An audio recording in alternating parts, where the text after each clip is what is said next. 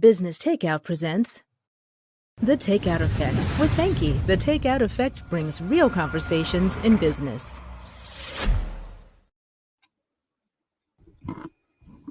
Hi, welcome to Business Takeout. This is the Takeout Effect, bringing you real conversations in business. I'm your host, and my name is Banki. The Takeout Effect is brought to you by Business Takeout. Business Takeout is a nonprofit social enterprise. Our mission is to empower increase Black wealth and empower Black entrepreneurs. Today's guest is a champion for transparency and truth. He is dedicated to helping individuals find their purpose behind their scars.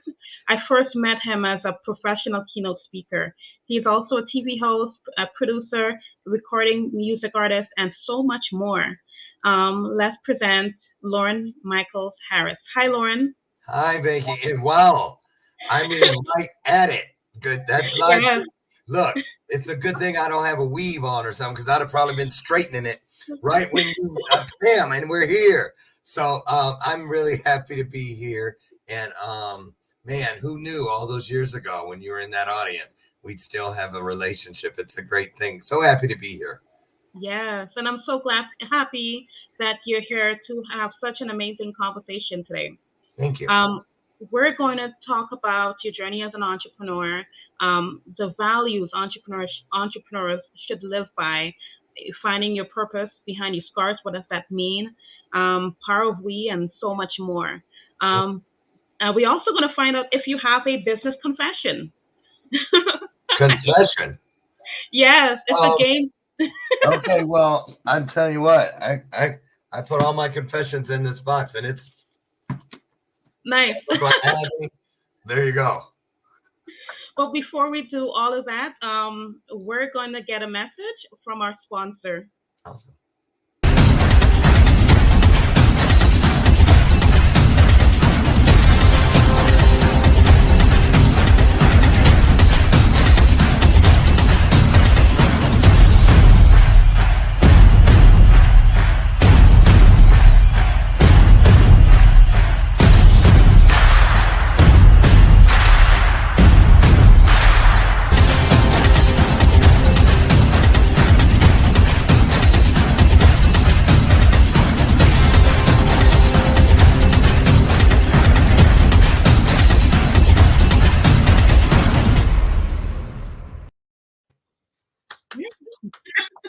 I saw someone in there I recognized. I know. Me. Yeah, because you do my website. Yeah. We're going to start. Yeah. I'm just letting them know. Oh, they know now. From your website, I saw that you said that you're choosing a road to legacy, right? A road to legacy mindset. Mm-hmm. Which, on the road to legacy, as an entrepreneur, how did your journey start? Oh, boy, my journey started early when I was like 8 or 9 years old. I wanted a way to make money so I could have my own money, because first of all, I never did what I was told, so I was always relinquishing my allowance. It was in place. I don't know what it was, like $1.50 a week or something to take the trash out and all that and make my bed. And I would always, any infraction would cost $0.25. So by the time we get to 7 days, I don't have any allowance coming. So I was like, I got to figure out how to get money without this, and without my mom being the banker. So I got a paper route. Okay. And it worked for a week. It worked. I started on a Monday, Tuesday, Wednesday, Thursday, Friday, Saturday were just great. But then Sunday came, and I went out on the front porch. First of all, you got to get up extra early on a Sunday, because the Sunday paper is so thick with all those papers in them and the comics and So I saw that it was so heavy. It was winter. I had to put them on a sled. I got maybe not even halfway through the route, and I took all those papers behind the grocery store and threw them in their dumpster and went home, got back into bed. And then around noon, our phone started ringing off the hook, because all the people who were waiting for their Sunday papers, like, we didn't get our paper today. And my mom's like, I could see one person you missing or two, but like 9 people have called already. What did you do? So we went up there and pulled them out of the trash, and she drove me around, and then I had to. Until it was 2 weeks from Christmas, so you know how you get all that when you collect, they give you here's 10 for you, Sonny. I ain't getting none of that.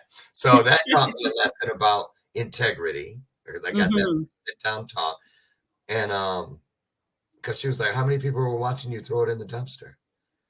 And I said, "None." She goes, "No, one, the most important one. You saw, you did it." And of course, God did, because, you know, she had to throw that on there. And it was Sunday too. So that was that. So then, since that didn't work out, I had seen in the back of a comic book an ad, or one of my, no, I think it was one of my mom's magazines, like McCall's or one of those Women's Day or something. And they said, become a Shackley distributor. And it was all about spices and stuff, flavorings, extracts. So I got a stamp and filled it out and sent it in like I was an adult. Mister, I checked the Mister box, so that they'll think I'm an adult, and it worked.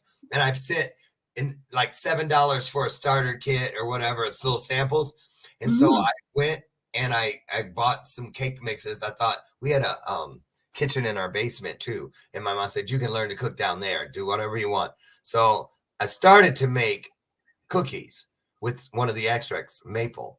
And I made the batter too watery. It was from scratch. And so I poured it in a butt cake pan and baked it anyway. And everyone was ranting and raving that it was the most wonderful butt cake they'd ever eaten. And I was like, they're really eating cookies. So then a couple of my mom's friends who lived on our street were like, oh, how did you do that? My name was Larry back then. And because I was still with the adoptive family. And so Larry. So long story short, I became a Shackley distributor, and by the time I turned 12, I made 10 grand that year. Nice. Yeah, because I had bake sales all summer long, and I would go around with samples and let the housewives taste them. Cookies, cakes, muffins, all kinds of things. And they would say, how did you get the flavor to be? I said, well, funny you should ask. Then I opened my little Shackley case, and I'd sell them all their spices. So that's when I got bitten, you know, and I would wash windows for the Dairy Queen. I just liked my own thing. Now at 16, I did try a regular job because all my friends, you know, were driving now. And so it was McDonald's because a lot of my friends worked there, but they'd been there for like months before me. So they had the good jobs, you know, and yeah, you know, drive through and all that stuff. Where'd they put me that first day? Go out and go clean the bathrooms for ew. So and then the football game let out, and they said, no, it's a lot of people out there in the lobby. We need you to take the mop and broom and go out there and police the lobby. I was like, what does that mean? Police the lobby? You know, mopping. I was like, my friends are out there. They're like, yeah. I was like, I can't do it. They said, well, punch out. You're done. I said, okay, but do I still get the free meal? They say, you haven't even worked 4 hours. No. And I didn't like that paper hat and that ugly rust colored, and it was polyester, and it was like scratchy, and it had horrible yellow, and I was like, no. And that was the last time as a kid. I never worked for anybody again until I found my birth mother at age 32, and I was in a new area, a new town and state. So I started working for Whirlpool. That didn't last but about 2 months. And then I started my event planning and did it for 23 years. And left that to become what I am today. Nice. I haven't worked for many people. I remember as a teenager, I've always wanted to work for McDonald's, and they never hired me. So I'm like considering that like a blessing. I dodged. Yeah. Girl, oh my God. It just wasn't for me. Not to take anything from people that have found a lot of joy in those careers, but for me, I'm a creative. I need to be able to because, you know, and I'm going to say this, you know, they always say, oh, he's so hyper. You know, when I was growing up, they put me in the hallway, you know, scoop my whole desk out there because I'd be messing with everybody because I'd be done. I'd be finished before people were finished. And that's when I had a 5th grade teacher that told my mom, you know, he needs a bigger challenge. You need to take him out of public school and put him in private school, put him in parochial school. And my mom did. And suddenly I was in classes with kids that, it was a challenge now. I shut up because I was trying to hurry up. I was used to getting the best grades, but I also had the worst citizenship marks. Always talking, hit somebody and runs, but, I think the spirit is within all of us. We just Yes. need to find which place it works best within. So. And I agree with you. It's just looking at how you were as a kid and how you were able to use those traits Yeah, and prosper with it, right? Because it is who you are, and it's exactly. not a bad thing. Well, I love it. I'm happy I know about it. Yeah. You know. So when I met you in Toronto, I met you downtown Toronto. I'm in Toronto. You're in Chicago. Yes. It was probably, I think it was in 2019. I Yeah, think so. it Yes. was. The front. And Yes. I met you as a keynote speaker, but towards the ending of the event, you also gave me a CD with your album, and I was It just listening come to out. my Yep. car. Yes, Turn it around. Turn It Around. That's the one. Yes. How did you get into recording music?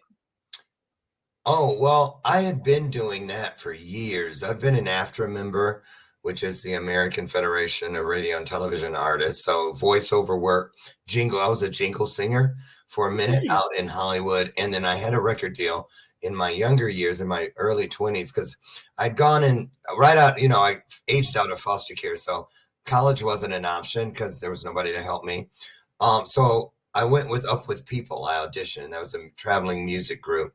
And when I got there, they test everybody. They audition everybody singing and dancing. And I didn't know I could sing, but they make you sing something. And so suddenly they thrust me out front as a soloist in the group. And Nice. so, so instantly I was doing it. And after that tour ended, after a year, I went into the military, and inside the Air Force, there's a competition at your base level, command level, and then worldwide. So I got in it for fun and won at my base. And then I went to Biloxi, Mississippi for the next level, and I won there. And then I went to New York for the worldwide competition, where people from Air Force bases all over the world come there that have won.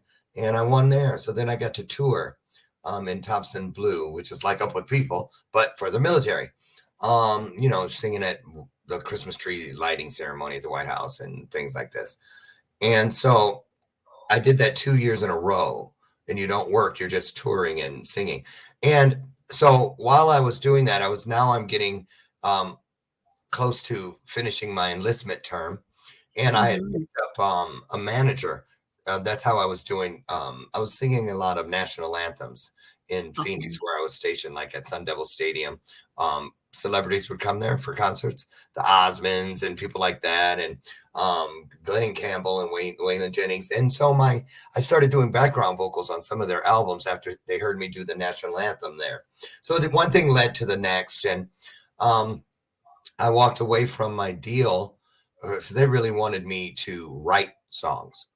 And the label that I was with. And so they put me up in a condo, and I had a piano in there, and all I had to do was write music. But I really wanted to express myself singing.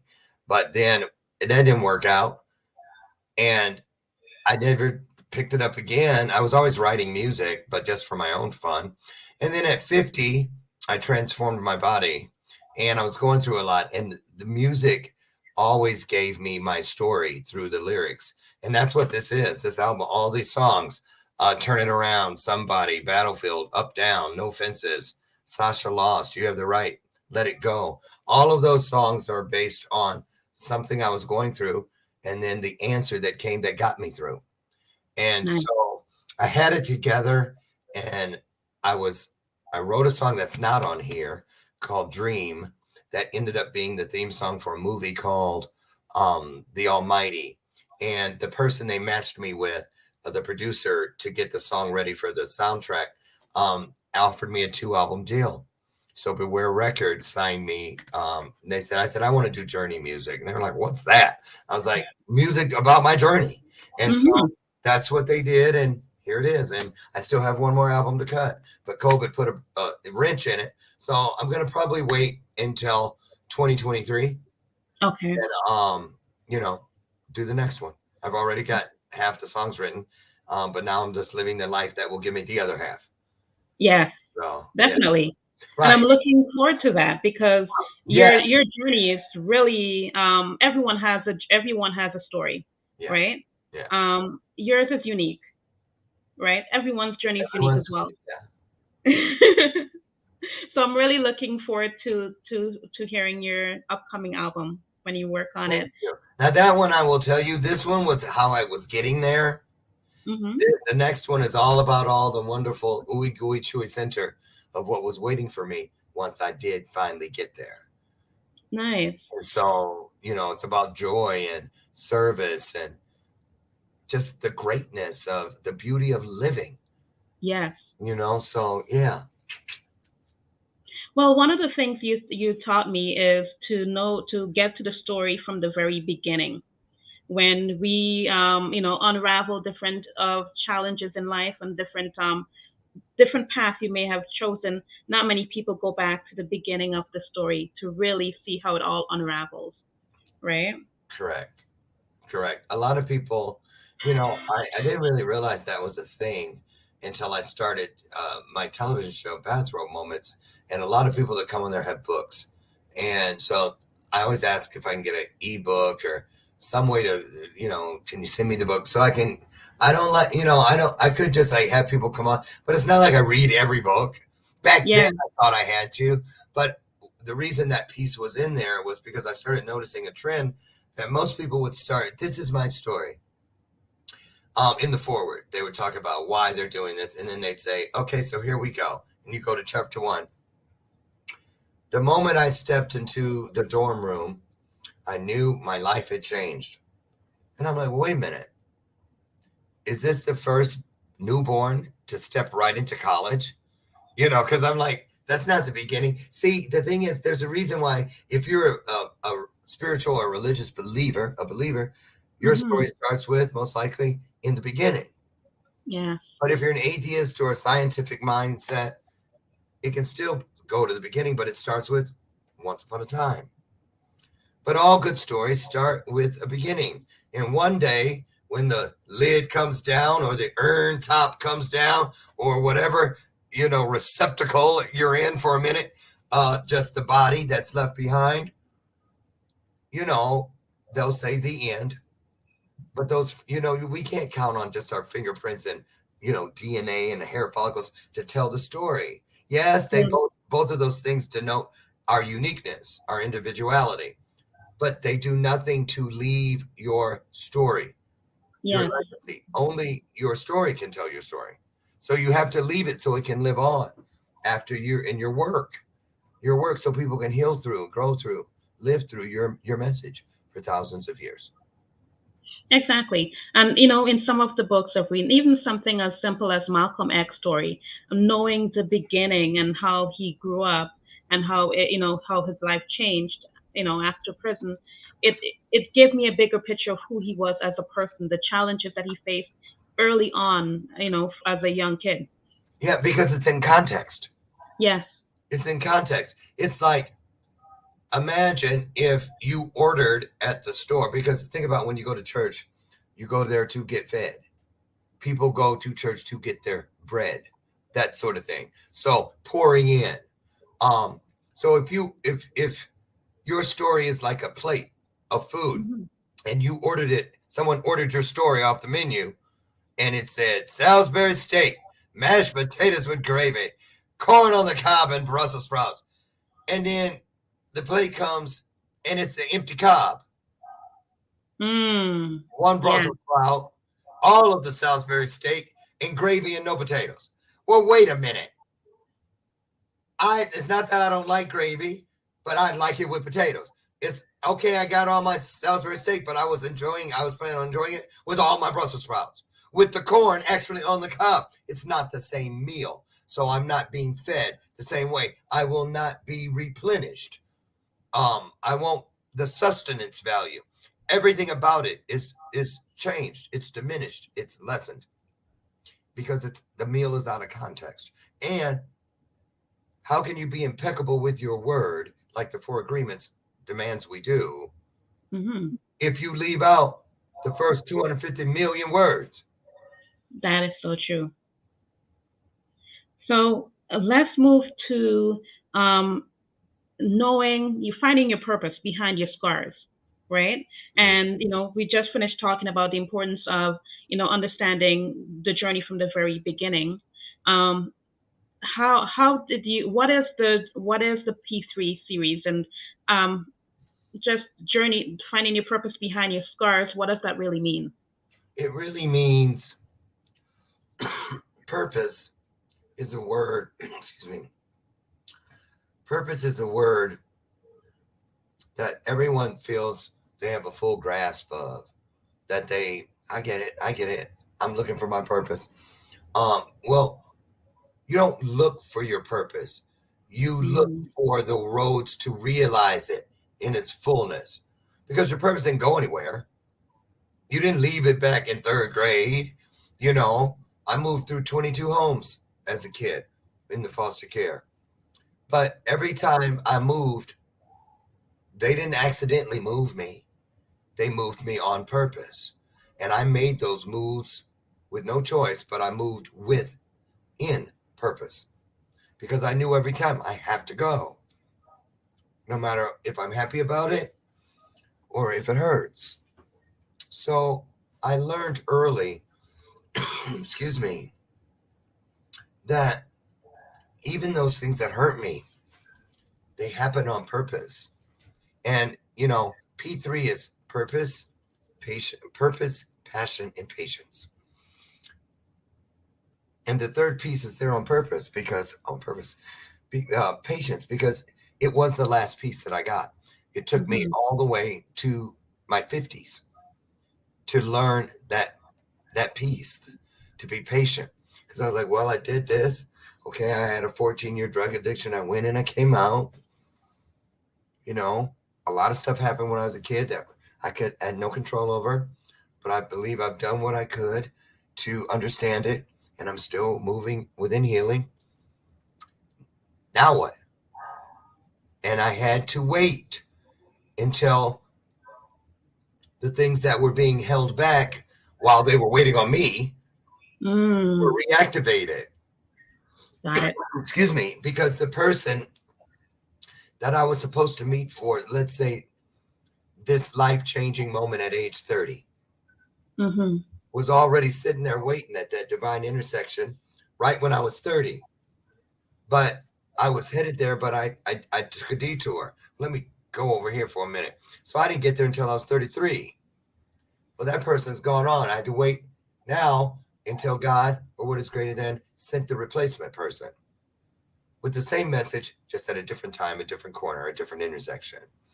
And so I learned, here's the thing. When you're working in navigating within purpose, there's a couple of litmus tests that I live by. One of them is, I know I'm within purpose when everything that I do and everything about what I'm doing leaves everything that I touch and everything around me wanting or needing more. Okay. It always perpetuates more opportunity, more headaches, more sleepless nights, more joy, more firsts, more relationships, more challenges, more. So purpose always teaches you through example, where before I used to be doubtful. I doubted people. I doubted it'll happen. Well, I replaced that within purpose with skepticism. I have to be skeptical, because that is how I challenge everything to make sure I've done my best and that what's coming in is its best. So that means I look at it from top to bottom to top, side to side, side to side, corner to corner, and corner to corner, which requires patience. It does. It does. And you wait on, okay, I've checked it from all directions. I don't think I missed anything. And if I did not intend it. I mean everything here, because when I mean it, it becomes meaningful in the universe. All right. That's good. I can just put it on simmer. Watch, I put a glass top on it, so I don't got to keep taking the lid off.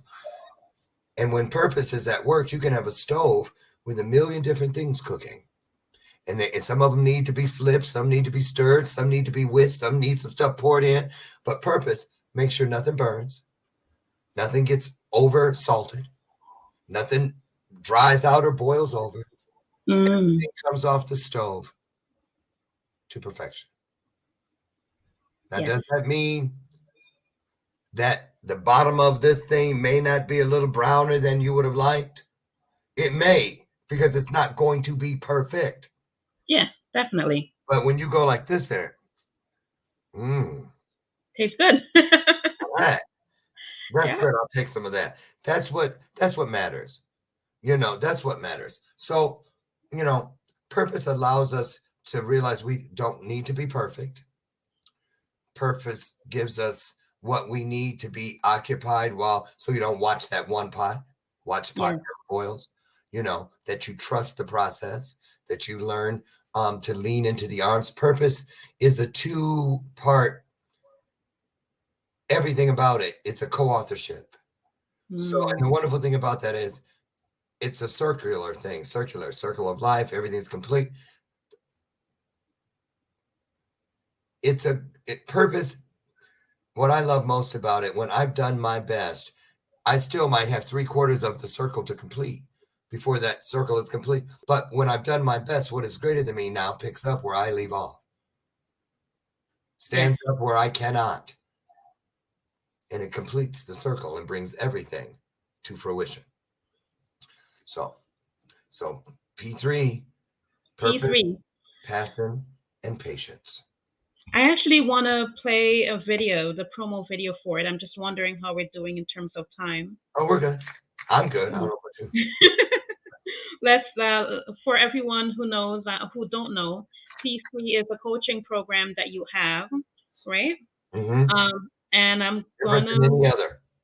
Yeah, and I think it's great. And I even just getting back to what you said about, a lot of people are looking for the purpose, and really it's the journey to get there, right? I think that's amazing. One moment, okay? Of course. We'll be back. Hello, hello, hello. I have a question for you. Have you ever felt completely lost? Seeking purposeful direction that could and should propel your mission within your divine journey to that next level, but still it hasn't happened. Well, my name is Loren Michaels Harris, and I'm the founder of P3, the Journey Series. People come to me because they're wounded. Many are scared, and even there are those who are bruised simply because they feel that they are increasingly, for whatever reason, losing their ability to dream. Now, this P3 program is not for a person who's just looking to start a business, no, but rather for those of you out there who have been on your journey and you've been navigating within your divine purpose, but you still desire to elevate to that level that you have not reached yet. If this is appealing, if this describes you, then I want to have a chat with you. I want to hear your story. So use the link below to get registered for your free seat at P3, the Journey Series. And let's get started, one story at a time. I'll see you inside. Click the link. So I forgot I was on this show. All up in it, I was like, that's so funny. I love it, right? For anyone who wants to join the P3 series and just to check it out, how can they join? Well, the first thing is come and see if anything within there resonates with you. See, the thing about purpose is, we get in there and we find out, wow, I think I'm going to choose this, but you also find out that it chose you also. So I offer a free 90-minute preview. 90 minutes. I love value, giving value. And that way people can come in and with 90 minutes, an hour and a half, you're either going to pop off and leave because not my thing, I ain't feeling it, or you're going to find yourself there through the whole 90 minutes. People don't leave in the middle. I've never seen that happen. They either get off at the beginning because they thought it was one thing and it's another. That doesn't even happen often. Most people, I'd say 90% of them come and they stay through the whole thing. And every time I do it, which is every 2 weeks, it's different because it's not scripted. No. I can testify to that because I've been to a few. Yes. And I've actually never seen anyone come off at the beginning either. So no. No, but it's just it's possible, but it doesn't. And so it gives a person a chance to say, because there's a vibe. Yes. In purpose. There's a spirit. I remember in our church there was when I was growing up, there was a song they sang that I used to always love, even as a kid, and they would say, "There's a sweet, sweet spirit in this place," and that's how I feel about purpose. There's just an aroma, like think about whatever your favorite aroma is. If it's chicken, somebody's frying some chicken. It could be the barbecue grill down the street. You're like, ooh, smell that barbecue. Or bread, fresh baked bread. Oh yeah. Yeah. See how it triggered that. Purpose has an aroma. It has an aroma of healing. It has a scent of service. It makes all of the hunger to be your best just hit you, like all of a sudden you're starving. You're starving for everything that's not there. You're starving to use everything that is there. And more it begins. And the next thing you know, things you never thought possible, things you could have never planned for, you wouldn't even begin to know how to attract these things to your space. But suddenly they're there nonetheless. That's true. Yeah. And you've watched it happen in my world. That's definitely true. Goalcast, you were featured on Goalcast, right? A True Mother's Day Miracle. Yeah. What was it like to be featured on Goalcast, and how did that come about? Well, it wasn't easy because I didn't know who they were, and they had been reaching out to me for about 6 weeks, and I wasn't answering because I was actually in the middle of building out the very first Power of We Symposium. Okay. So I thought they were trying to sell me something. So I was like, Goalcast. And I kept seeing all these missed calls and emails until finally, it's funny. Brian, my husband, and I were watching television on a Friday night. It was like 10 o'clock. And my phone lit up. And I was waiting to come to you guys. Excuse me, in Canada. So I was getting calls from Jacqueline. Yes. It said Canada. So I thought it was her. But Goalcast is based in Canada. And this was 2 days before Mother's Day. And they had already done it. They went and got my thing off YouTube, produced it, because they had been asking. But when I didn't answer, they said, well, let's just do it. So we'll have it for Mother's Day. And we'll get to him. And of course, he'll let us do it, because who's going to turn down Goalcast? We make people go viral. Well, they called me Friday night. They said, are you not answering do you not go to your emails? And I was like, yeah. And they said, well, we've been sending tons. I said, I know, but I don't want to buy anything. And he goes, well, we just sent you one 2 hours ago. Go look. So I moved and I scrolled. And the very last one, they said, excuse me, I'm fighting a cold. They said, pardon me. The subject line said, Loren, are you crazy? Question mark. And then you know who we are. So long story short, I gave them permission. They released it 2 days later on Mother's Day of 19. And today, January, I guess every January, if you've hit a milestone with them, they send you a certificate. So they sent me the certificate that my video was certified at having at the end of 2021, I'd reached the 40 million view mark. So yeah, it is. It is. And it's not because of that 40 million number. It's always been, even when the numbers were just starting, it was the comments.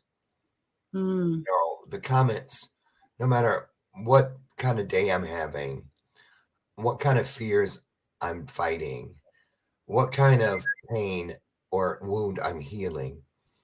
Whenever I go there and I go to those comments and you just read what people say, you cannot walk away from it without knowing that there's healing in this world.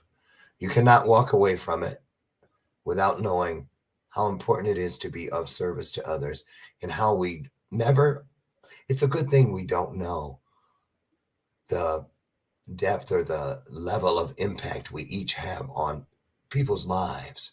Yeah. Scare us, that responsibility. But when you're just living authentically, there's no fear attached, just love. And, everything has but two sponsoring thoughts. Either it's from a place of love, a launch pad of love, or a launch pad of fear. And, the only time fear is purposely in our space is when we are under immediate threat of danger. Yes. Bodies. Yeah. So if there's not some impending threat physically, then that fear that you're feeling, that fear that you're sensing is not real. It's not there. It is not. It's a trick, and there's a trick to it. So just remember everything you do, that utterance. Why do you think in churches, when the truth is out there and it's moving in a powerful way, they come to Jesus moment, as they put it? You hear people say, well, amen. Preach. That because they can't contain it. Yeah. And even every utterance, or like when your grandmother or somebody in your family, when you done lied about something before and you tell them, they ask you that question and you go da da da da da da da, and they go, you already know they think you lying.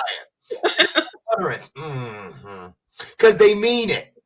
And when you say anything, it instantly becomes meaningful somewhere in the universe. So just mean what you say what you mean, believe beyond the shoreline.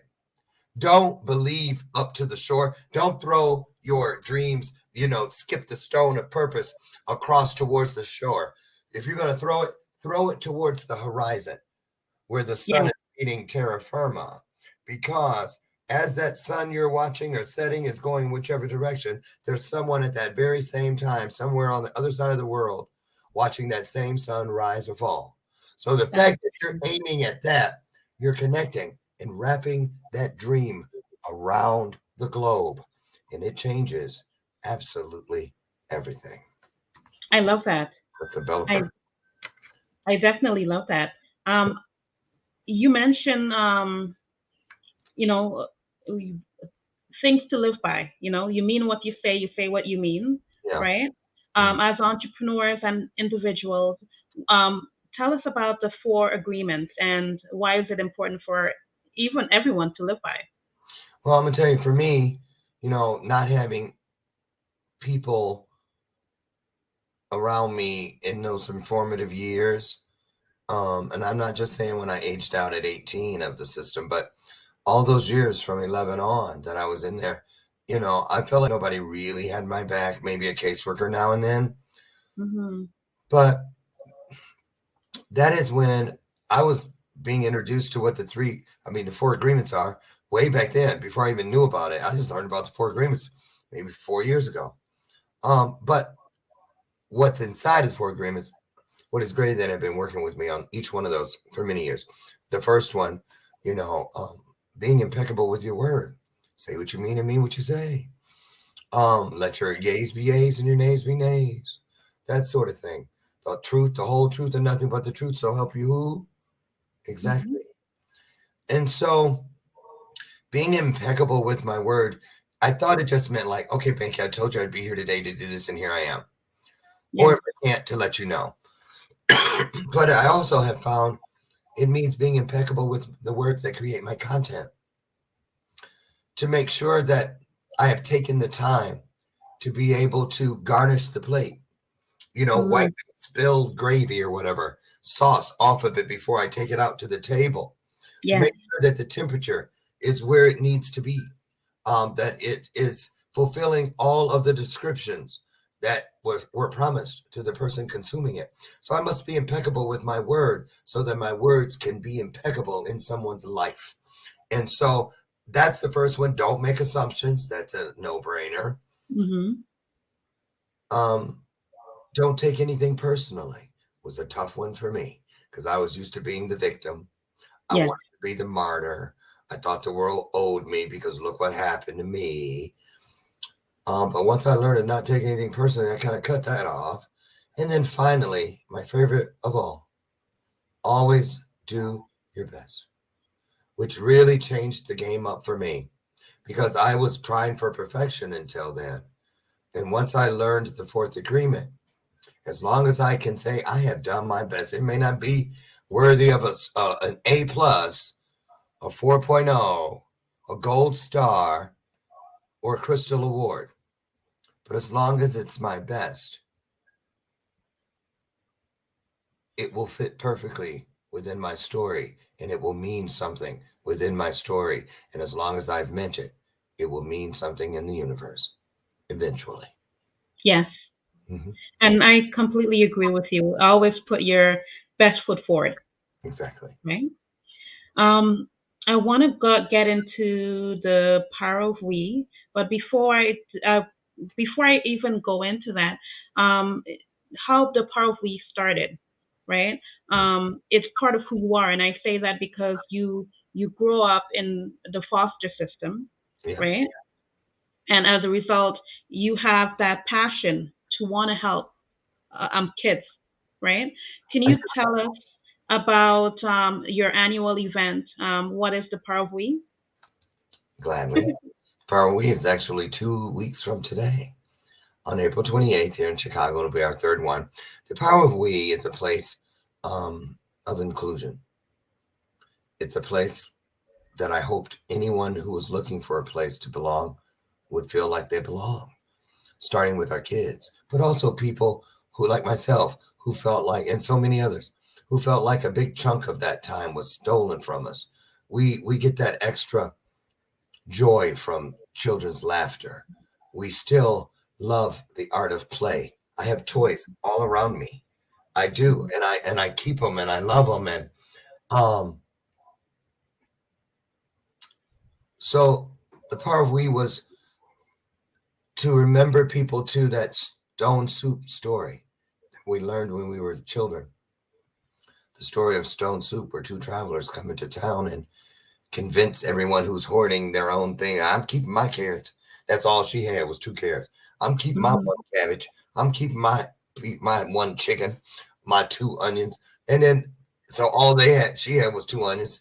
So she's going to eat raw onions or cooked onions, but it's just going to be onions. You got 2 carrots. How far is that going to go? But when they all came and the strangers convinced them that just put it in the pot. Yeah. Let's make enough for all of us to feast. And that's what the Power of We is. It is a place where like-minded people can come to uplift these kids, support these kids, love upon them, and just listen to them. A no judgment zone, a safe zone, place with resources, so that kids walk away with not just a bunch of swag, not just with filled bellies for one meal, but with a filled spirit, a filled soul that will help feed them over and over again. So, yeah. And so that a place where they can get up on their soapbox, they can speak their minds about what's important to them and let us know how they feel about the world that we have created, that they will inherit. I love it. And I think we should have something like that in Canada on the level that you do it at. Is that an invitation? It is. We'll come if you invite us. Absolutely. Are you kidding? We were going to go to Australia, but COVID came. Oh, yes. I remember that. Right. I want to play the promo video for the Power of We. I don't think we'll have time for the game towards the end. Okay. But I think the Power of We promo video, I think our audience would love it. One moment. I hope so. The Power of We was a way of inclusion, a way of inviting anyone who needed or wanted a place to belong. It was just very clear to me that this was something that would really benefit the young folks right here. And to be able to give them a different perspective, that I know where they come from, I know what they're experiencing because I was there too, and letting them know that there's different actions that they can take that'll lead to a different destiny. We really needed to hear that. In order to change our community, we needed to hear that. And they are inspired to invest in making it happen. That's powerful.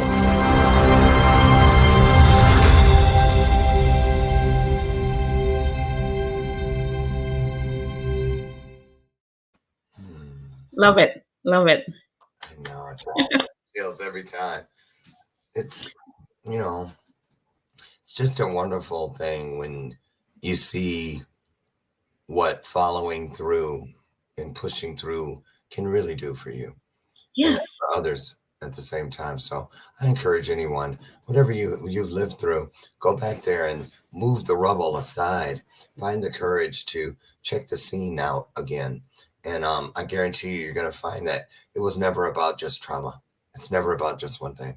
You're going to go back there and you're going to find a little portal. May look like a little hole where a mouse came in, but actually it was where your blessing came in. It was born. That is so true. That hole. Yes. That's it. When I look back, when I look back at traumatic experiences in my life, I would say I wouldn't be the person I am today if I didn't Go through it. excel and go forward and That's right. make changes. Yes. Yes. And that's the thing about patience, because those blessings, they're born into the process of becoming right when the trauma is exploding around you. But you have to remember, it's never about one thing. So there's the devastation. Now let me wait on the revelation. That is true. I'm ringing the bell. There. I love that bell. On purpose. So for everyone who is watching, you're in Chicago, your event, The Power of We, is in Chicago. But I'm in Canada. This is going to have an international audience of people watching from different places. It's going to be live on LinkedIn and Twitter and all of those places. Pay-per-view. Yes. So how can they join the pay-per-view movement? Go to powerofwesymposium.com. Just click the button up in the right corner where you put it, and it'll take you to Eventbrite, and you can buy an in-person ticket if you're going to come to Chicago, and you can. Yeah. Or you can watch it from the comfort of your own home. So, and another thing about the pay-per-view, we have the Grammy Award-winning Children's Soul Choir, the Soul Children of Chicago, in the house all day that day. They're our first 30 VIP students, and they are raising $1 million for orphans in Ukraine. So we're going to split with them. Every penny that we make through the pay-per-view, we're giving half of it to the children's choir to help them help the orphans. So you're doing a good thing in a whole bunch of different ways. And that's the power of we. So I love it. Watch from home. The website, you're going to put it up after the weekend. The entire full day agenda will be there. You can see what time you want to show up to watch, or if you want to sit and binge watch the whole day, you can DVR it, whatever you want to do. But for $27, you can have access for your entire household to sit and enjoy at your own leisure the Power of We Symposium. And I tell you this, you're going to see something, you're going to experience something you've never seen and you've never experienced in your life. And that's a promise. So I love it. Thank you. As we're about to end the show today, I wanted to ask you, what does the future look like for you?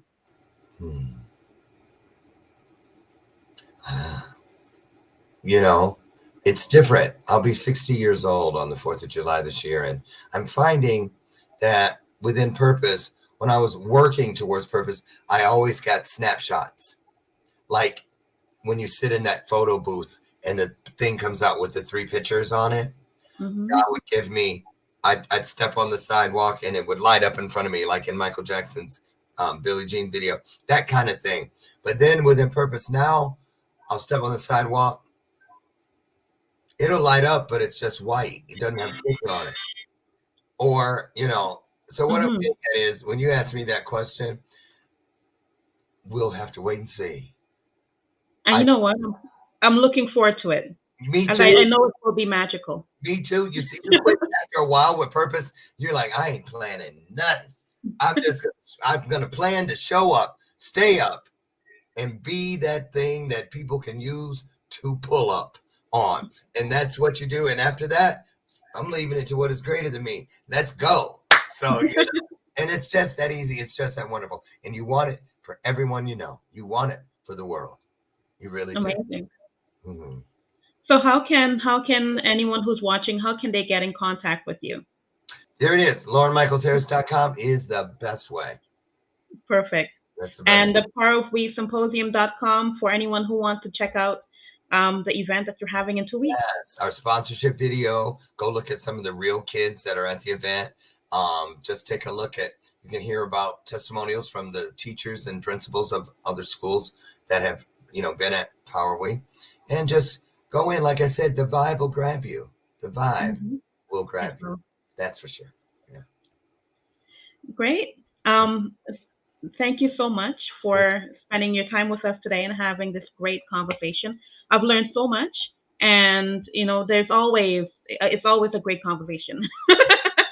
Here, I feel the same. Thank you so much, Banki. I love what you're doing, and thank you for sharing me with your wonderful audience. Bye, everyone. Bye.